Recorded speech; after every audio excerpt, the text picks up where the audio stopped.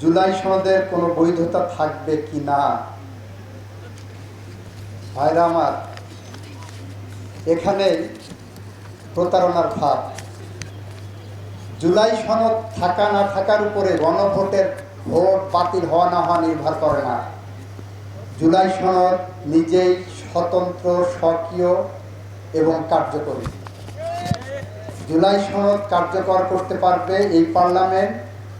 জুলাই সনদ কিভাবে কার্যকর হবে সেটাও জুলাই সনদের মধ্যেই বলে দেওয়া আছে। সুতরাং জুলাই সনদের সাথে গণভোটের বাতিল হওয়া না হওয়ার কোনো সম্পর্ক নাই। এটা আমরা পার্লামেন্টে সুস্পষ্ট হয়ে বলেছি। বিএনপি জুলাই সনদকে ধারণ করে হৃদয়ে, বিএনপি জুলাই সনদকে চেতনায় ধারণ করে। বিএনপি বিশ্বাস করে জুলাই সনদ এদেশের জুলাই আগস্টে 2024-এর জুলাই আগস্টে ছাত্র জনতা রক্তের আখরে লিখিত।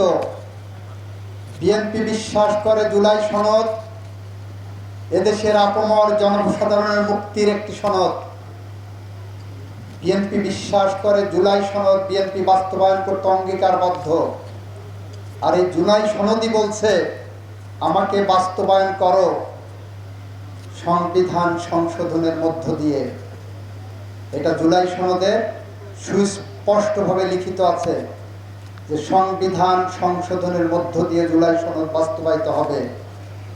সুতরাং যারা বলছেন গণভোট বাতিল হলে জুলাই সনদ বাতিল হবে, এটা মিথ্যা বিভ্রান্তিকর তথ্য। তারা বলেন ৭২-এর সংবিধান মানি না। আমরা বলি ৭২-এর সংবিধান জুলাই সনদের অংশ এবং জুলাই সনদও ৭২-এর সংবিধানে ঢোকার অপেক্ষায় আছে।